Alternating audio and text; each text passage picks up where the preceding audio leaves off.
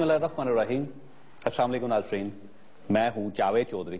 ख़वातीन हज़रात, माजी की दो जमातें जो हरीफ होती थी माजी में, पाकिस्तान पीपल्स पार्टी और पाकिस्तान तहरीक इंसाफ, यूं महसूस होता है कि दोनों जमातें करीब आती जा रही हैं। पाकिस्तान तहरीक इंसाफ ने ऐलान किया कि 22 दिसंबर को महंगाई के खिलाफ रैली करेंगे, एहतजाज शुरू करेंगे, और पाकिस्तान पीपल्स पार्टी ने इनके इस एहतजाज को सपोर्ट दी। और आज का जो ताज़ा तरीन वाक़या आपके सामने है, आज पाकिस्तान पीपल्स पार्टी और पाकिस्तान तहरीक इंसाफ ने मिल के कौमी असम्बली के सेशन का बाइक आउट कर दिया, ये वॉक आउट करके बाहर आ गए। अब सवाल ये है कि जो इस किस्म की नई पॉलिटिक्स सामने आ रही है, उस पर पाकिस्तान मुस्लिम लीग नून का रद्द-ए-अमल ये है कि शायद ये दोनों पार्टीज मिल के मिड टर्म इलेक्शंस करवाना चाहती है। इमरान खान साहब हमारे साथ तशरीफ रखते हैं। खान साहब, ये तमाशे वाली सियासत आपने क्या शुरू कर दी? मिड टर्म, ये खौफ तो हो सकता है नून लीग का, और जिस तरह ये अपनी इकोनॉमी का, इस पाकिस्तान की इकोनॉमी की तबाही मचा रहे हैं और जिस तरह की महंगाई आ रही है, तो वाकई इनको खौफ होना चाहिए कि लोग ये ज्यादा देर बर्दाश्त नहीं करेंगे। लेकिन हमने क्या कहा है, मेरा मतलब जरा एनालाइज कर लें कि तहरीक इंसाफ क्या कह रही है। पहले दिन से जब इलेक्शन खत्म, यानी इलेक्शन के बाद, हम वाज़ेह तौर पे एक चीज पे खड़े रहे। हमने कहा ये इलेक्शन हमने कबूल कर ली, मुल्क के हालात ऐसे हैं, लेकिन धांधली कबूल नहीं की। और हमने बाकायदा एक पूरा व्हाइट पेपर धांधली का प्रोड्यूस किया, जो इतनी तफसील के अंदर बताई कि किस तरह की धांधली हुई। नवाज शरीफ के जी एक हल्के में, मैं मिसाल सिर्फ लोगों को दे रहा हूं कि यानी ये कहना कि जी तमाशा करना, मैं जरा आपको तमाशा की बुनियाद बता रहा हूं कि सरगोदा में नवाज शरीफ इलेक्शन लड़ते हैं। हमने वो अपने व्हाइट पेपर में उस हल्के का बताया है, एक पोलिंग स्टेशन पे जिधर नवाज शरीफ को 1500 जिधर रजिस्टर्ड वोट थी, नवाज शरीफ को 8000 वोट पड़ जाती है। 1500 टोटल वोट रजिस्टर्ड, 8000 वोट पड़ जाती है। इस तरह की हमने धांधली दी, उसके अंदर डिटेल्स दी। उसके बाद वोटर खुद निकला है सड़कों के ऊपर, शहरों में बैठे हुए हैं, धरने दे रहे हैं कि जी बड़ी धांधली हुई। वोटर निकला, हमने नहीं निकाला। फिर 400 इलेक्शन ट्राइब्यूनल के अंदर 400 पिटिशंस गई धांधली के खिलाफ। ये रिकॉर्ड है पाकिस्तान का। 65 उसमें से तहरीक इंसाफ की थी। उसके बाद हमने कहा कि कानूनी, हमने कहा कि हम एहतजाज करेंगे इसके खिलाफ अगर कानून से हमें इसमें रिलीफ ना मिली। 4 पिटिशन सुप्रीम कोर्ट में रखी और बाकी हमारी पिटिशंस पड़ी हुई थी इलेक्शन ट्राइब्यूनल्स में। पहले तो आरओज का रवैया ऐसा था कि उनको रिकाउंटिंग अनाउंस कर देनी चाहिए थी। उन्होंने रिकाउंटिंग एक आरओ ने करवाई, वो नून लीग का जिधर हारा हुआ था उसकी रिकाउंटिंग करवा के जिता दिया। ठीक, बाकी हमारी कोई रिकाउंटिंग नहीं की, वो सारी हमें ट्राइब्यूनल्स पर भेज दी। अब ट्राइब्यूनल्स के पास 4 महीने का टाइम दिया हुआ था, 4 महीने पूरे हो गए। किधर गए केसेस? क्या हुआ? जिधर जिधर हमें इंटीरियर मिनिस्टर ने वाज़ेह तौर पे, जब मैं पहली असेंबली में मैं गया, मैंने कहा हम सिर्फ 4 हल्कों का चाह रहे हैं हम, और सुप्रीम कोर्ट पे भी हम 4 हल्के लेके गए हुए हैं। जिधर भी अफसोस हुआ कि सुप्रीम कोर्ट ने 4 हल्के नहीं सुने, और शुक्र है नए चीफ जस्टिस ने अपडेट दे दी है। तो चौधरी निसार ने, इंटीरियर मिनिस्टर ने तब कहा कि आप बल्कि और वसी कर दें, 4 नहीं, हम 20 हम देते हैं, 20 आप दे दें। बल्कि उन्होंने कहा 72 हल्कों की आप करवा लीजिए, बल्कि 200 कौमी असेंबली का नहीं, उन्होंने उसके बाद कहा 272 करवा दें। अब देखें, बिल्कुल करवा दें, लेकिन 4 हल्कों के तो करवा देते। पहले 4 हल्के तो 5 दिन में हो जाना था, और हम कह भी रहे थे कि हम एक्सेप्ट कर गए हैं आपकी गवर्नमेंट, लेकिन हम सिर्फ ये चाहते हैं कि ऐसा इलेक्शन पाकिस्तान में ना हो जिधर जावेद साहब, हर पॉलिटिकल पार्टी ने कहा धांधली हुई है, हर पॉलिटिकल पार्टी ने। पीपल्स पार्टी कहती है पंजाब में धांधली हुई, नून कहती है कराची में धांधली हुई, सिंध में धांधली हुई, फजल रहमान कहते हैं केपी में धांधली हुई, हम कहते हैं सारी जगह धांधली हुई, वो उधर अख्तर महंगल कहते हैं बलूचिस्तान में धांधली। निसार साहब का ये कहना है कि मैं हर किस्म का कंप्रोमाइज करने के लिए तैयार हूं, जिस किस्म का आप पैनल बनाना चाहते हैं, आप किसी से इंक्वायरी करवाना चाहते हैं, वो कहते हैं हम तो तैयार हैं। चौधरी निसार की कल जो, मुझे आज पता नहीं क्या हुआ, लेकिन कल तो उन्होंने बड़ी मुस्बत बात की थी। और क्योंकि मैंने कहा उनको, मैंने कहा देखें, हम सिर्फ 4 का इसलिए कह रहे हैं कि 4 का जल्दी हो जाएगा, आप 4 अपने दे दें। लेकिन मैंने एक सवाल किया कि मैं कहा मुझे एक चीज बताएं कि आप कह रहे हैं कि कोई आपको प्रॉब्लम नहीं है, तो हम जब 4 हल्कों के अंदर, 4 में से 3 हल्कों में जब इलेक्शन ट्राइब्यूनल कहता है रिकाउंटिंग करवाओ, आपके नून लीग के चले जाते हैं हाई कोर्ट में स्टे ऑर्डर ले लेते हैं। किस चीज से डर है? یعنی آپ کو ریکاؤنٹنگ سے ڈر کیوں ہے؟ اگر آپ کو فکر نہیں ہے کہ آپ ریکاؤنٹنگ کر، میں نے کہا میں نے یہ کہا کہ آپ ہمارا کسی حلقے کے اوپر کھلوانا چاہیں، آپ کہیں کہ یہاں ریکاؤنٹنگ ہے، ہم آپ کا ساتھ دیں گے، تو آپ کو کس کا ڈر ہے؟ تو اب پرابلم یہ آ رہا ہے کہ اچھا کل تو انہوں نے بڑی ٹھیک بات کی، انہوں نے پھر جب میں نے ان کو ایکسپلین کیا تو انہوں نے کہا اس طرح کرتے ہیں کہ ہم ایک تو الیکٹرانک ووٹنگ کی لیجسلیشن لے کے آتے ہیں، ایک بائیو میٹرک سسٹم جو ہم اب کے پی میں لوکل گورنمنٹ کروا رہے ہیں، وہ کہتے ہیں ہم پنجاب میں بھی کروانے کے لیے تیار ہے۔ بہت اچھی تجویز ہے، کیونکہ پنجاب میں سب کو خدشہ ہے کہ بہت بڑی دھاندلی ہونے لگی، ساری پارٹیز کو خدشہ ہے، جس طرح حلقہ بندیاں کی انہوں نے، اور پھر ڈی سی الیکشن کروائیں گے۔ اور انہوں نے تیسری بات کی کہ ہم کیسے مل کے الیکشن ٹرائیبیونلز میں جلدی کیس کروا سکتے ہیں، کیونکہ 4 مہینے میں تو انہوں نے کیا نہیں ہے، تو یہ اب ان کو کیسے ہم ٹائم لیمٹ دے سکتے ہیں، تو اس کے اوپر ہم اپوزیشن گورنمنٹ بیٹھ جائے۔ یہ بڑی ٹھیک باتیں کی ہیں، تو مجھے آج نہیں سمجھ آئی کہ تماشا کا لفظ انہوں نے کیوں استعمال کیا، مجھے نہیں پتا۔ اچھا یہ بتائیے گا کہ شاہ محمود قریشی صاحب اور سید خورشید شاہ صاحب، ان دونوں کا یہ کہنا ہے کہ جب تک چودھری نثار صاحب معافی نہیں مانگیں گے ہم دوبارہ سیشن میں نہیں جائیں گے، اور سیشن کا واک آؤٹ جاری رہے گا۔ آپ بھی یہ سمجھتے ہیں کہ چودھری نثار صاحب کو معافی مانگنی چاہیے؟ دیکھیں میں تو آج پولیو کے لیے کیمپین پہ پشاور گیا ہوا تھا، اور مجھے تو سنا ہے میں نے، کیونکہ ابھی واپس پہنچا ہوں، مجھے سمجھ نہیں ہے کہ اس کس کانٹیکسٹ میں کیا ہوا ہے، یعنی تماشا کس چیز کو کہا ہے۔ تو میں نے تو سنائی بات ہے، جب مجھے پتا چلے گا میں بلکہ کل بات کر لوں گا، رات بات۔ آپ یہ سمجھتے ہیں کہ پنجاب میں جو الیکشن ہوئے تھے 2013 مئی 2013 میں، وہاں پنجاب میں پاکستان مسلم لیگ نون نے دھاندلی کروائی تھی؟ دیکھیں میں اس لیے تو میں نے کہا کہ 4 حلقے کر دیں، پنجاب کے 4 حلقے ہیں، اس میں پتہ تو چلے گا کہ ہوا کیا ہے۔ دیکھیں نا آپ جب بھی ایک میچ کھیلتے ہیں تو جب تک رولز آف دا گیم اور امپائروں کے اوپر 2 ٹیمیں فیصلہ نہیں کر لیتی کہ ہمیں اعتماد ہے، میچ کھیلیں گے، وہ کہے گا کہ جی دھاندلی ہو گئی ہے، اس لیے نیوٹرل امپائرز آئے ہیں، اس لیے پہلے سے رولز آف دا گیم طے ہوتے ہیں۔ اب ہم صرف یہ چاہتے ہیں کہ یہ 4 حلقوں میں ہمیں بڑے خدشات ہیں کہ اس الیکشن میں جو دھاندلی ہوئی ہے پاکستان کی تاریخ میں نہیں ہوئی ہے، پاکستان کی تاریخ میں نہیں ہوئی ہے، اور مسلم لیگ نون نے کروائی نہیں، ساری پارٹیز نے کہتا دھاندلی ہوئی، سب نے کروائی، نون خود کہہ رہا ہے کہ دھاندلی ہوئی ہے، نون نے اے پی سی کراچی میں کہا۔ اب سوال یہ خان صاحب کہ دھاندلی کروائی کس نے؟ اچھا اب کروائی، ہم تو بلیم کریں گے امپائروں کو، جس میں الیکشن کمیشن اور ریٹرننگ آفیسرز ہیں، کیونکہ ہم نے تو اس لیے جاوید صاحب یہ کروائی گئی پاکستان مسلم لیگ نون کو اقتدار میں لانے کے لیے 2000 پیج کا ہم نے ایک پوری ڈیٹیل وائٹ پیپر دیا ہے دھاندلی کا، 2000 پیج کا، الیکشن کمیشن کو بھی دیا، کوئی رسپانس نہیں آیا۔ الیکشن کمیشن کی اتنی کمزور پرفارمنس رہی ہے، یعنی یہ مجھے بتائیں کہ کسی دنیا میں آپ نے سنا ہوگا ایسے کہ انٹیریئر منسٹر کہتے ہیں کہ ہر حلقے میں 60 سے 70 ہزار ووٹ ان ویریفائیڈ ہوگی، کیونکہ انہوں نے سیاہی غلط لگائی یا پیپر غلط تھا۔ ٹھیک، آپ مجھے بتائیں الیکشن کمیشن نے جو دھاندلی کروائی یہ اس لیے کروائی کہ پاکستان مسلم لیگ نون کو اقتدار میں لایا جائے، اسی کا میں پہلے کہہ دوں۔ اب سوال یہ اٹھتا ہے کہ جب انٹیریئر منسٹر کہتے ہیں کہ 60 سے 70 ہزار ان ویریفائیڈ ووٹ ہے، جو بھی ریزن ہو، جس میں الیکشن کمیشن کہتی ہے ہماری غلطی نہیں ہے، نادرا کہتی ہے ہم تیار بیٹھے کرنے کے لیے، اور وہ جو پی سی ایس آئی آر ہے جو پاکستان سائنٹیفک ریسرچ ہے وہ کہتی ہے ہم نے کاغذ بھی ان کو ٹھیک دے دیے تھے۔ جب تک آپ احتساب نہیں کریں گے کیا پتا چلے گا کہ کس نے کیا کیا؟ دیکھیں نا 60,000 70,000 ووٹ جان کے بھی ان ویریفائیبل ہو سکتے ہیں، اگر آپ میں نے سٹفنگ کرنی ہو تو میں 60-70 ان ویریفائیبل کر دوں، یا ایک جنون غلطی ہوئی ہے، جو بھی ہوا سزا تو کسی کو ملے۔ یعنی آپ کیسے ایک الیکشن کو ایک ملک عوام کے اوپر حکومت کر رہے ہیں؟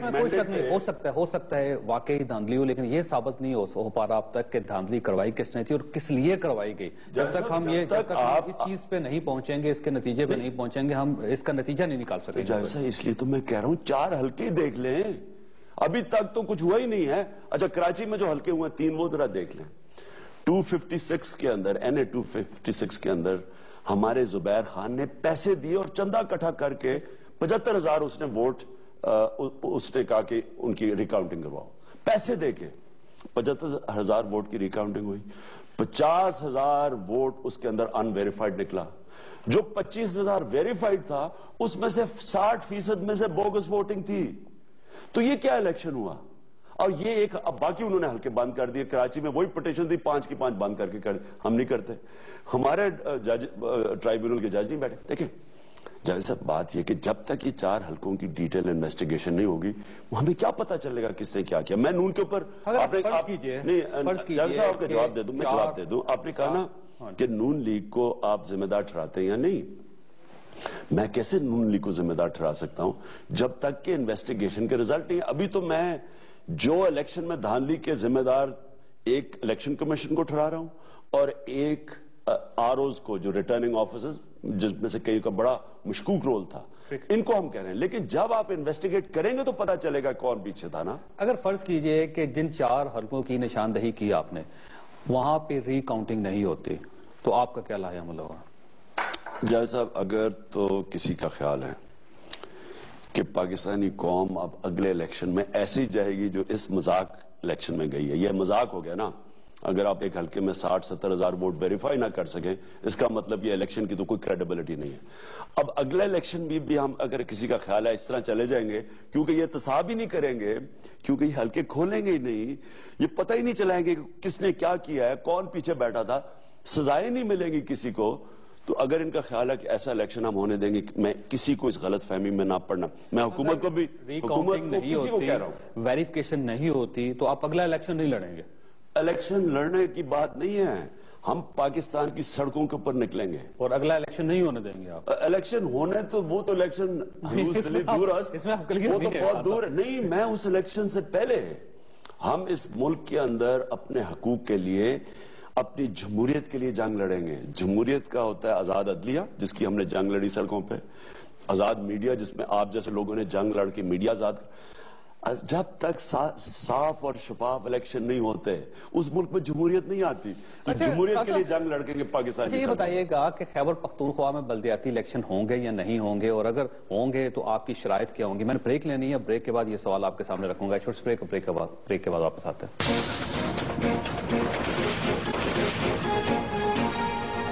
پروگرام میں دوبارہ خوش آمدید. خاصہ جب سے بلدیاتی الیکشن کی بات ہو رہی ہے, پاکستان کے تمام بلکہ زیادہ تر تجزیہ کاروں کا یہ خیال ہے کہ شاید پاکستان میں بلدیاتی الیکشن نہ ہو سکے.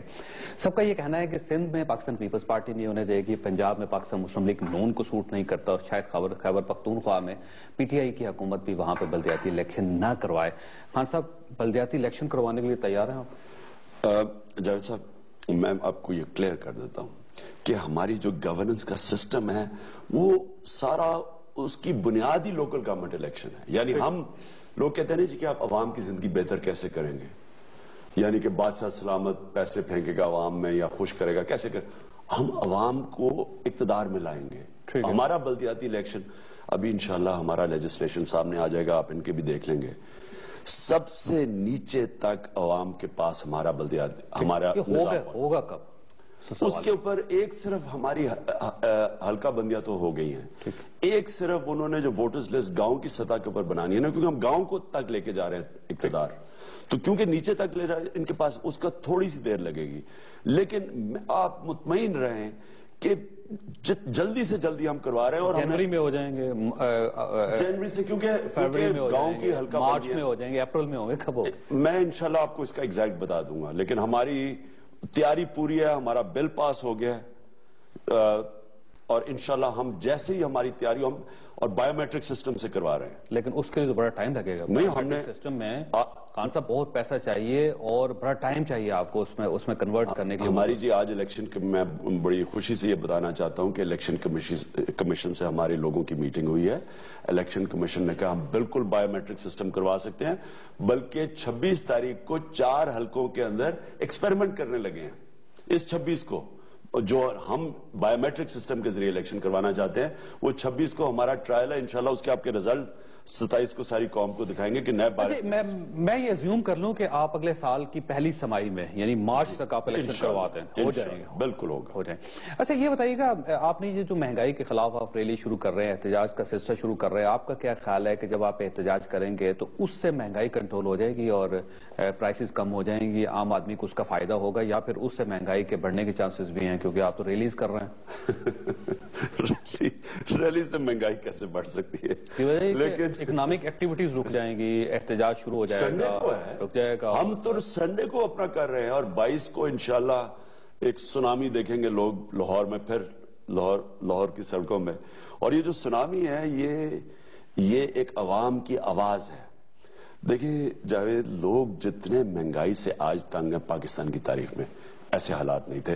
ہم سمجھتے تھے پچھلی 5 سال برے ہیں, لیکن انہوں نے تو انتہائی کر دی ہے نا. مہنگائی کیوں ہو رہی ہے؟ نوٹ چھاپ رہے ہیں, ٹھیک ہے, یعنی کتنے 100-150 دنوں کے اندر 850 ارب روپیہ چھاپا ہے. جو پیپلز پارٹی ایک سال میں 500 ارب چھاپتی تھی, انہوں نے سارے ریکارڈ توڑ دیے. اب جب آپ نوٹ چھاپیں گے تو مہنگائی ہونی ہے. دوسری, خرچے کم کے اوپر زور نہیں لگا. گورنر ہاؤسز یعنی عام ہمارے پیسوں پہ چل رہے ہیں. ایک آدمی وہ اتنے بڑے گورنر ہاؤس میں بیٹھا ہوا ہے, یعنی آپ سوچیں نا کہ ایک طرف آپ لوگوں کی کمر توڑ رہے ہیں. خیبر پختونخوا کا گورنر کہاں بیٹھا ہوا؟ لیکن جاوید صاحب وہ فیڈرل گورنمنٹ کے نیچے ہے, گورنر فیڈرل گورنمنٹ کے نیچے. اس کا بجٹ جو ہے وہ صوبائی بجٹ سے جا رہا ہے. شرم کی بات ہے. نہیں, آدھا ہمارے سے جاتا ہے, آپ وہاں سے تو روکیں. ہم تو بل پیش کرنے لگے ہیں ابھی نیشنل اسمبلی میں کہ سادگی اختیار کریں اور سارے گورنر ہاؤسز کو پبلک پلیسز بنائیں. بلکہ یہ جو ہے نتھیا گلی کا گورنر ہاؤس, یہ تو بڑے پیسے بن سکتے ہیں اس سے. اگر ہم اس کو ایک اچھا ہوٹل چلائیں, اس پیسے سے ہم لوگوں کے سکول چلائیں, ہم لوگوں کے اسپتال چلائیں. لیکن وہاں خرچہ اتنا زیادہ, وی آئی پیز آ کے. تو اس لیے پہلے تو سادگی اختیار کریں, نوٹ چھاپنے بند کریں, اپنے خرچے کم کریں. پھر دوسری چیز, ٹیکس اکٹھا کریں جو پیسے والے لوگوں سے. آپ نادرا کے پاس ڈیٹا پڑا ہوا ہے جاوید صاحب, 30 لاکھ لوگوں کا, 33 لاکھ لوگوں کا. وہ 33 لاکھ لوگ کوئی ٹیکس نہیں دیتے, بڑے بڑے گھروں میں رہتے ہیں, گاڑیاں چلاتے ہیں, لیکن ان کو ٹیکس نیٹ میں نہیں لایا جا رہا. ٹیکس کے اندر انہوں نے اتنی زیادہ پیسے والے لوگوں کو لوپ ہولز دی ہوئی ہیں کہ وہ ٹیکس بچانے کے لیے, بلیک کا پیسہ وائٹ کرنے کے لیے 2.5 کروڑ کی اسکیم نکال دی ہے. تو ہو یہ رہا ہے کہ بیچارہ غریب آدمی ٹیکس وہ دے رہا ہے, امیر آدمی کو چھوٹ دی ہوئی ہے. جو پیسہ جن لوگوں نے باہر رکھا ہوا ہے, امریکہ پڑ گیا کہ امریکن جن کے پیسے باہر پڑے ان کے اکاؤنٹس کو ٹیکس کر رہے ہیں, یہ ڈکلیئر بھی نہیں کرواتے. حکمرانوں کے خود پیسے باہر پڑے ہوئے ہیں, یعنی لوگوں کو کہہ رہے ہیں کہ روپیہ گرتا جا رہا ہے تو پیسے پاکستان میں لے کے آؤ, ڈالر لے کے آؤ, اپنے ڈالرز باہر رکھے ہوئے ہیں. لوگ اب اس طرح نہیں آرام سے چپ کر کے بھیڑ بکریوں کی طرح, اچھا جی مہنگائی ہو رہی ہے, ہم مار رہے ہیں, گھر بچے مارے جا رہے ہیں, نہ پڑھ رہا ہے, نہ کوئی کچھ کر رہا ہے, نہ آپ کھانا کھلا سکتے ہیں, بیمار ہو جائے نا. تو لوگ اب اس پوائنٹ پہ پہنچ گئے ہیں, وہ سوال پوچھنا چاہتے ہیں کہ حکمران کیا قربانی دے رہے ہیں. آپ ٹیکس ہمارے پہ تو لگا رہے ہیں, پروفیشنلز پہ ٹیکس لگا دیے. ایک میں اور مثال دے دوں, آپ پروفیشنلز پہ ٹیکس لگا دیے, 50% بڑھ گیا ٹیکس. اور پروفیشنلز کون ہیں؟ جو دنیا میں کہیں بھی نوکری ڈھونڈ لیں. آگے ملک سے برین ڈرین ہو رہی ہے. میں شوکت خانم کی مثال شروع سے دے رہا تھا. ایک آنکولوجسٹ ہے, کمزور سے کمزور بھی, جب آج سے 6-8-9 سال پہلے 3 کروڑ روپیہ منیمم اس کو باہر پیسے ملتے ہیں اگر آنکولوجسٹ ہو, کینسر اسپیشلسٹ سال کا. ہاں, 3 کروڑ روپیہ منیمم اس کی تنخواہ ہوتی ہے. میں بات کر رہا ہوں جب روپیہ 60 روپے کا تھا, روپیہ پہنچ گیا 109 روپے کا. اب اس کے لیے ہم کدھر سے اس کو وہ پیسہ کمپنسیٹ کریں, کیونکہ وہ اتنا زیادہ ڈیفرنشیل ہو گیا جو باہر پیسہ ملتا ہے اور جو یہاں ملتا ہے. اوپر سے انہوں نے اس کے اوپر 50% زیادہ ٹیکس لگا دیا. وہ پروفیشنل جس کو ملک کی ضرورت ہے انہی کے اوپر اور ٹیکس لگا دیا. جو ٹیکس نیٹ میں نہیں ہے ان کو لا نہیں رہے ٹیکس نیٹ میں, اپنا پیسہ باہر رکھا ہوا ہے. بلیک کا پیسہ وائٹ کرنے کے لیے اسکیمیں دی ہوئی ہیں. ریل اسٹیٹ میں اربوں پتی بیٹھے ان کے اوپر وہ آپ زمین بیچیں, آپ کو ٹیکس نہیں لگ رہا. یہ اس ظلم اور ناانصافی کے نظام کے خلاف 22 کو لیکن خان صاحب اس پہ سوال یہ ہے کہ جو آپ ریلی نکالیں گے یا آپ کو سونامی آئے گا مہنگائی کے خلاف, کیا اس سے مہنگائی کنٹرول ہو جائے گی؟ سوال تو یہ ہے, کیونکہ اگر اس سے کنٹرول ہو جائے گی تو میرا خیال ہے یہ پورے پاکستان کو ریلیز نکالنی چاہیے, سب کو احتجاج کرنا چاہیے. لیکن اگر مہنگائی وہیں پہ رہے گی اور احتجاج بھی آپ کرتے رہیں گے تو پھر اس احتجاج کا کوئی فائدہ نہیں ہوگا. میں بریک لوں گا, بریک کے بعد یہیں سے بات سٹارٹ کریں گے. بریک کے بعد واپس آ رہے ہیں.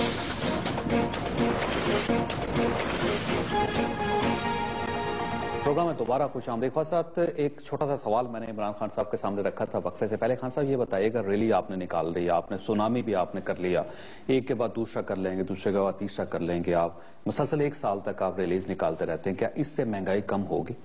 دیکھیے, ایک اپوزیشن کا کیا کام ہے؟ عوام کے دکھ اور درد کی نمائندگی کریں، یہ کام ہے نا. اور اس سے کیا ہوتا ہے، احتجاج سے کیا ہوتا ہے، آپ حکومت کو بتا رہے ہیں کہ آپ اپنا نظام ٹھیک کریں، آپ اپنے صحیح قدم اٹھائیں، آپ عوام دشمن پالیسیز نہ بنائیں. یہ مقصد ہوتا ہے نا. میں آپ کو مثال دیتا ہوں، میں انگلینڈ کے اندر تھا، مارگریٹ تھیچر تھی پرائم منسٹر، اس نے پول ٹیکس لگا دیا، وہ بڑا فیمس تھا پول ٹیکس. عوام سڑکوں پہ آ گئی، انہوں نے کہا جی اس سے مہنگائی بڑھے گی، ہم نہیں دیتے. یعنی عوام کے اوپر ٹیکس تھا ایک لوگ، اور اس کو واپس لینا پڑا. لیکن زندہ معاشرہ وہ ہوتا ہے جو اپنے حقوق کے لیے کھڑا ہوتا ہے. اس وقت ہم سارے پاکستانیوں کو یہ سوچنا چاہیے کہ جو بجلی کے بل، صرف باقی چیزیں چھوڑے نا، جو بجلی کے بل آئے ہیں دسمبر میں جدھر گیا ہوں لوگوں کو یہ کہانیاں، لوگ کہتے ہیں کہ عمران صاحب آپ کا، میں کئی جگہ میرا بل دگنا ہو گیا. میں یہ نہیں مطلب کہ میرا بل دگنا ہو گیا کوئی بڑی بات ہے، مطلب کہ میں اکیلا آدمی ہوں. کتنا بل دے رہے ہیں؟ میرا اکیلا آدمی، میں صرف چھوٹی میرے گھر کا اکیلا آدمی، نہ میں پچھلے نومبر میں ایئر کنڈیشن کی ضرورت، نہ ہیٹنگ کی ضرورت، تو میرا بل تقریباً 50,000 کیسے آ گیا؟ یعنی چلے میں ایک آدمی ہوں، میں سوچنے لگا کہ باقیوں کے اوپر کیا گزر رہی ہے. ایئر کنڈیشن کے بغیر اور ہیٹنگ کے بغیر اگر میرا 50,000 کے قریب بل آ گیا ہے، ایک آدمی گھر میں رہتا ہوں، تو باقیوں کے اوپر کیا گزر رہی ہوگی؟ اور پھر کیا آپ نے جسٹیفیکیشن دی ہے؟ کیا بجلی کی چوری کم کی ہے؟ کیا ایفیشنسی کوئی بڑھائی ہے؟ کوئی پروفیشنلز لے کے آئے ہیں؟ یعنی کچھ تو ہمیں بتائیں کہ آپ نے ساری جو چوری، جو بجلی کی چوری کا سارا آپ نے ڈال دیا ایماندار لوگوں کے اوپر، جو اگر میں پیسے دے کے بجلی کا کم بل دے دوں تو میں بچ جاؤں گا. تو یہ تو چوری کو بڑھا رہے ہیں ملک میں. اچھا، حکومت کا یہ کہنا ہے، حکومت کا یہ کہنا ہے، عابد شیر علی صاحب کا اور خواجہ آصف صاحب کا یہ کہنا ہے کہ سب سے زیادہ جو بجلی چوری ہو رہی ہے وہ خیبر پختونخوا میں ہو رہی ہے. عابد شیر علی کو صرف یہ پوچھ لیں کہ کراچی کے اندر بتا دیں بجلی کی چوری ٹوٹل کتنی ہے، اور سارے پختونخوا میں بتا دیں کتنی بجلی کی چوری ہے. آپ حیران ہوں گے کہ صرف کراچی کے اندر سارے پختونخوا جدھر 2.5 کروڑ سے زیادہ آبادی ہے، ان کی چوری کم ہے کراچی سے. اچھا، وہ گورنمنٹ کا یہ کہنا ہے کہ 99% فیڈرز جو ہے ان کی ریکوری بہت کم ہے، وہاں ہے ہی نہیں.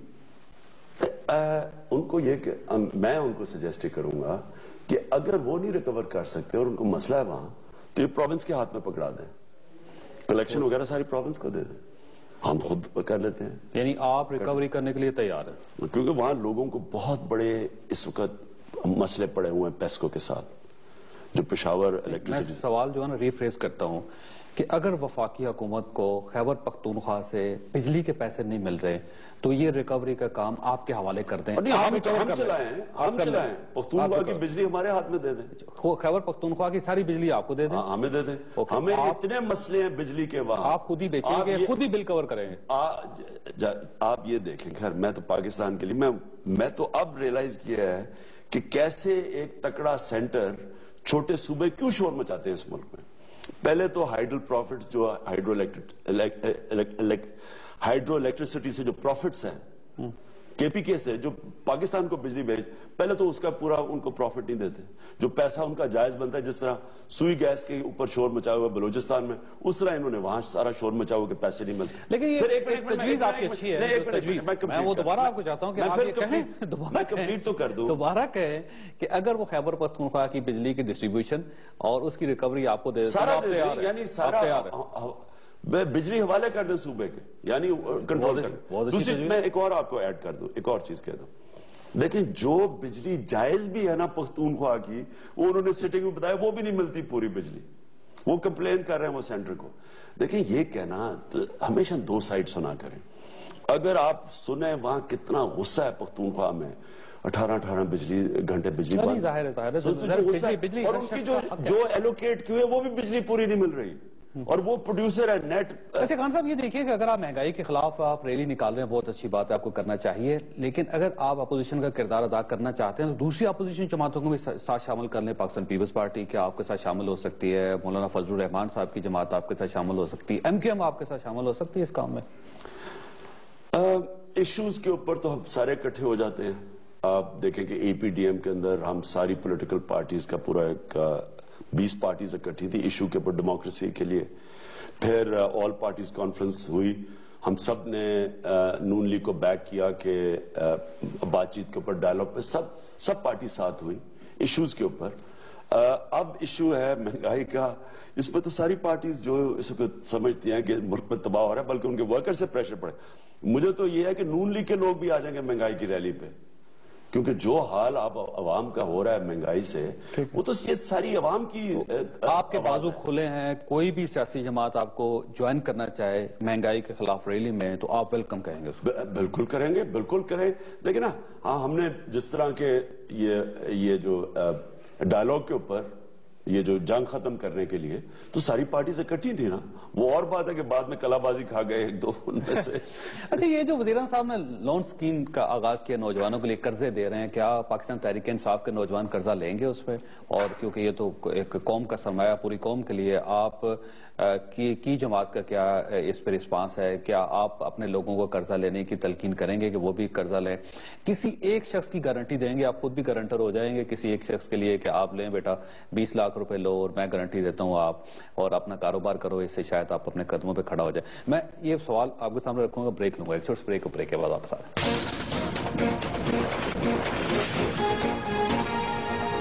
پروگرام میں دوبارہ خوش آمدید. خان صاحب, یہ بتائیے گا کہ جو لون سکیم ہے حکومت پاکستان کی طرف سے, اس میں نوجوانوں کو انہوں نے کہا قرضے حاصل کریں اور اپنے قدموں پہ کھڑے ہوں, اس پورے ملک میں کوئی ایک شخص جس کے آپ گارنٹر ہونے کے لیے تیار ہوں؟ پہلے تو میں بڑا اچھا ہے کہ نون لیگ کو یہ میرے خیال میں 30 سال ہو گئے ان کو اقتدار میں. 5 دفعہ پروونس کی حکومت, یہ 6ٹھی دفعہ پنجاب کی حکومت ہے, 30ری دفعہ فیڈرل لیول پہ ہے. اور مجھے بڑی خوشی ہے کہ ان کو یوتھ یاد آ گیا ہے. 30 سال سے پہلے یہ ابھی سے یوتھ, اور سونامی کو میں مبارک دوں کہ سونامی کی وجہ سے یوتھ کی پرواہ ہونی شروع ہوئی ہے نوجوانوں کی اس ملک میں. لیکن مجھے اس کا ایک تو پیسہ یہ کدھر سے آئے گا؟ 100 ارب روپیہ بہت پیسہ ہوتا ہے. وہ تو انہوں نے دینا, خود دینا سر, کہیں نہ کہیں سے تو لے کے آئیں گے. آپ گارنٹر ہونے کے لیے تیار ہے کسی ایک؟ بینکوں سے لینا ہے, ایک تو بینکوں سے لینا ہے, اور پتہ نہیں بینک تیار بھی ہیں اتنا پیسہ. اور جو دوسرا پرابلم اسے کہ دیکھیں, اگر 100 ارب روپے کا فنڈ تھا تو کیا یہ ایک رشتہ دار اپنے رشتہ دار کو ہیڈ پہ بٹھانا چاہیے تھا؟ ایک طرف میرٹ کی آپ بات کر رہے ہیں, میرٹ کے اندر اگر 100 ارب روپے کا فنڈ آپ کسی کے نیچے ڈالیں گے تو کوئی تو کوالیفیکیشن ہونی چاہیے تھی, کوئی تو میرٹ ہونی چاہیے تھی. تو یہ تو بالکل ہی فیملی بزنس بن گئی ہے. یعنی آپ کیسے کہہ سکتے ہیں, ان کی بیٹی ہوں گی, بڑی قابل ہوگی, لیکن کیا کوئی میرٹ کا سسٹم ہے کہ 100 ارب اب ان کی اپنی بیٹی کے بیٹھنے کے ساتھ. دوسرا پرابلم یہ ہے کہ پولیٹیسائز ہو جائے گا. کیا تحریک انصاف اور پیپلز پارٹی اور باقی کارکنوں کو اسی طرح قرضے ملے گے یا یہ قرضے سیاسی طور پہ؟ آپ گارنٹر بننے کے لیے تیار ہے خان صاحب؟ میں تو پہلے دیکھنا چاہتا ہوں کہ فنڈ بنے گا اور چلے گا, اور اس کی ورکنگ پہلے سٹڈی کروں گا, اس کے بعد میں دیکھوں گا. بالکل اس پہ کوئی شک نہیں کہ نوجوانوں کو اس وقت بڑے برے حالات ہیں. سیلف ہیلپ پہ ان کو بیسس کے اوپر کوئی بزنس لگائیں ان کو, کیونکہ محکمے تو بڑے, یہاں سرمایہ کاری کا تو بہت برا حال ہے. لیکن کیا یہ طریقہ ہے اور اس سے بہتر ہو سکتا تھا؟ ٹھیک. اچھا, یہ بتائیے, طالبان کے ساتھ مذاکرات کے لیے حکومت پاکستان کی کوشش کر رہی ہے. کل قومی سلامتی کمیٹی کا اجلاس تھا اور اس میں بھی حکومت نے کہا کہ پہلے ہم مذاکرات کریں گے, اور اگر مذاکرات کامیاب نہیں ہوتے تو شاید آپریشن کر دیا جائے. طالبان مذاکرات کرنے کے لیے تیار ہیں اور آپ اس میں کوئی کردار ادا کر سکتے ہیں؟ دیکھیے جی, مذاکرات تو ساری پارٹیز پہلے فیصلہ کر بیٹھی تھی, جو آل پارٹیز کانفرنس. لیکن طالبان تیار نہیں ہے. نہیں, پہلے تو اس پہ فیصلہ کر بیٹھے تھے اور پھر وہ بھی کر بیٹھے تھے, اور پھر میٹنگ ہونی تھی جس کے اوپر ڈرون اٹیک ہو گیا. یعنی امریکہ نے ہمیں مذاکرات کی اجازت نہیں دی. ڈرون اٹیک کا یہ مطلب تھا کہ ہم غلام ہیں, ہم نے جب تک ان سے اجازت نہیں لیں گے ہم مذاکرات یا یہ جنگ سے نہیں نکل سکتے. یعنی کسی کو اگر شک تھا کہ یہ پاکستان کی نہیں امریکہ کی جنگ ہے یا پاکستان کی جنگ ہے, تو اس میں تو پتہ چل جانا چاہیے نا کہ جن کی جنگ ہے وہ فیصلہ کریں گے ہم جنگ سے کب نکلیں گے.